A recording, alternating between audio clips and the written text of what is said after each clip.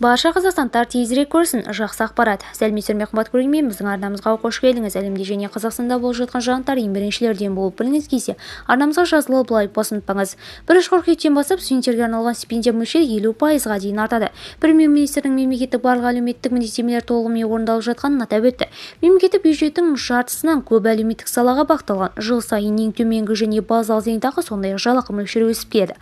Колледж студенттеріне берілетін стипендия мөлшері 50%-ға, бакалавриатқа 20%, магистратура мен докторантураға 15%-ға артты. 1 қыркүйектен бастап 445 мың студент стипендиясы өседі. 1 700 000 мектеп оқушысын, сондай-ақ балабақшадағы 100 мыңға жуық баланы тегін тамақтандыруды мемлекет толықтай өз мойнына алды. Оған бюджеттен 179 миллиард теңге бөлінді. Биыл 1-ші сыныпқа 352 мың бала барады. Оқушы орындарының тапшылығын жою үшін 302 мектептің құрылысы жүргізілуде. Сонымен қатар, зиян демей жағдайларында жұмыс істейтін қызметкерлерге әлеуметтік төлем енгізіледі. Бүгінде 1,7 миллиард көлемінде аталған әлеуметтік көмекте 9 мыңнан астам жұмысшы алды. Видеомыз кеңінен таралу үшін лайк басып жақындарыңызға таратып қойуды ұмытпаңыз. Алайда жақсылық тарату, оны жасаумен тең екенін ұмытпайық.